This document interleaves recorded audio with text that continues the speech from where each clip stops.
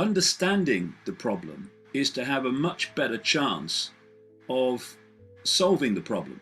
And I hear many times people say, first of all, well, we know about the problem, but we want some solutions. Well, the vast majority of people in the world, billions of them, have no clue what the problem is and how the world's being manipulated and to what end.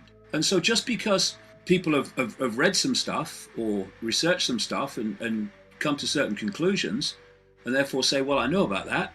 Well, billions of people don't know about that. So we're not going to stop talking about it because we want more and more people to know about that. And the second thing is, I hear so many times people say, yeah, I know about that.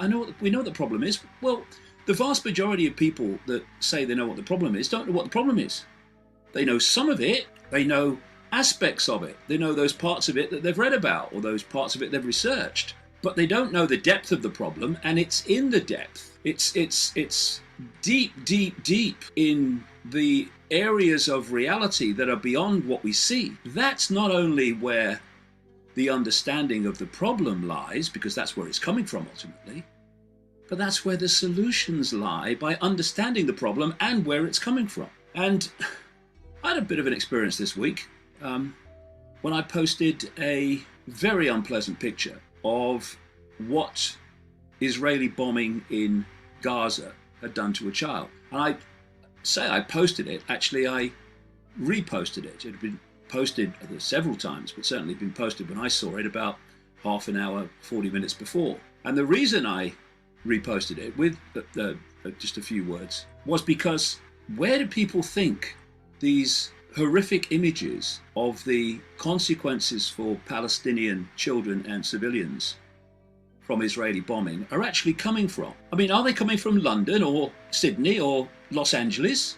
Where are they coming from? They're coming from Palestine. They're being posted by Palestinians who are desperate to get across to the wider world the scale of evil, the scale of suffering, and the scale of their horrific experience that they're actually going through when these Israeli merciless bombing strikes happen. So what I was doing in reposting it was offering another audience to what the Palestinian people wanted, which is people to see and let register the full horror of what has been going on for this reason, to try to get people to get their asses in gear, to see the full magnitude, or some of it, what's a picture compared with experiencing it, but to get some idea of the magnitude of what has been happening to the Palestinian people, so it might motivate those around the world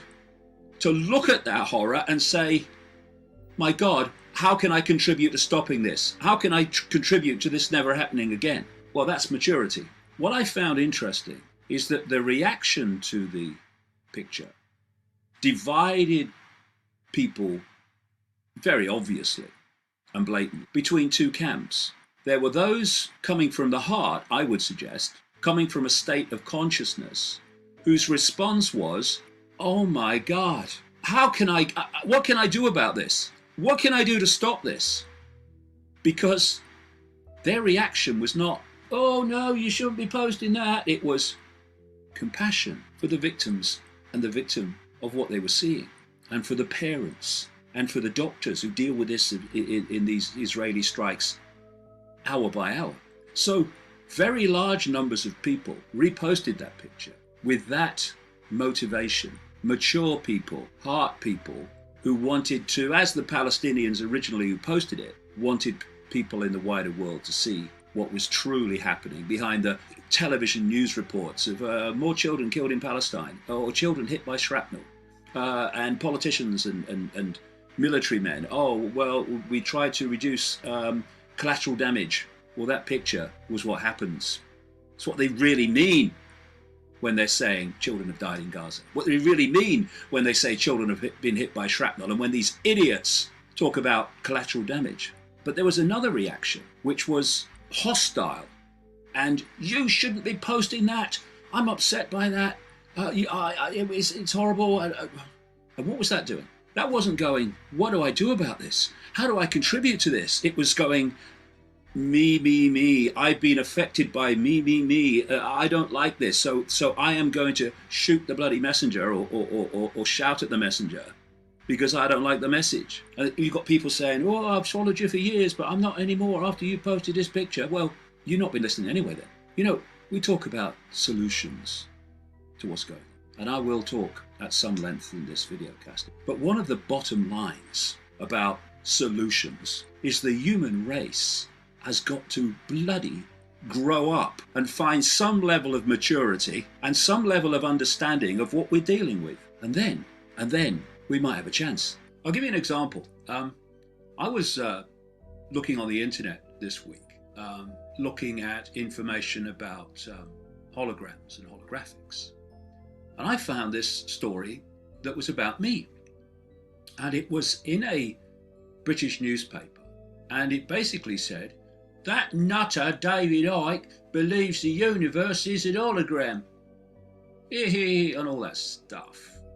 Well, you see, what they don't know, because they don't choose to find out, is that there are scientific studies around the world that have come to the same conclusion, or at the very least are being pushed into the direction that the universe, and as I say, everything in it, within it, is a hologram, which, as I'll go into in detail today, explains, among many other things that I will be introducing, the world and the mysteries of the world that we see all the time and we cannot understand all the time.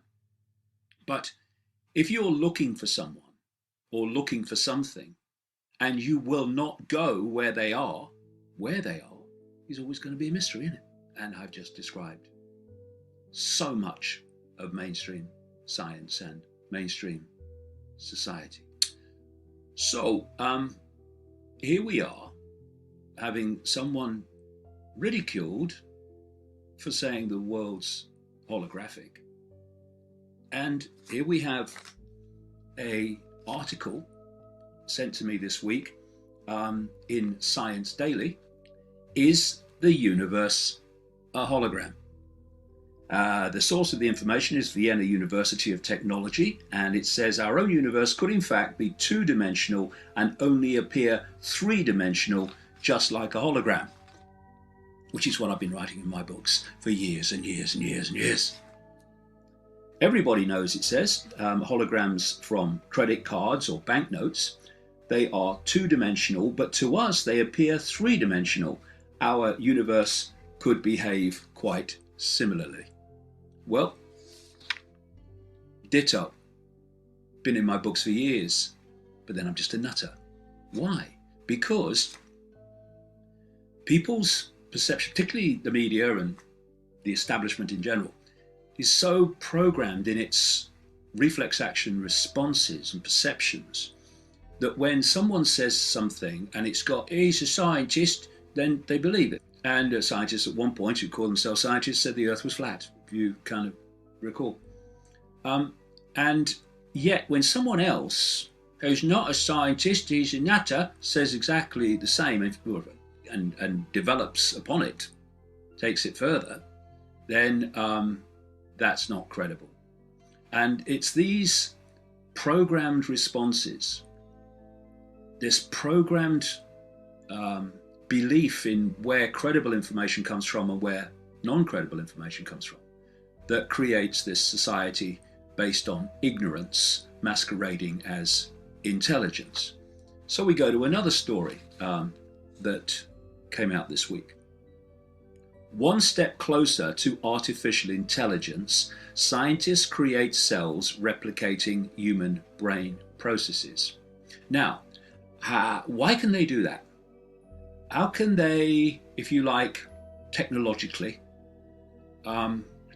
replicate the human brain? Because the body, again, as I've been writing for years and years and years, is a biological computer. And so you can replicate it in a, if you like, non-natural sense, as a construct, because what you are replicating is a construct, a biological construct. Now, if the universe, our reality, is a hologram, and the body is a biological computer,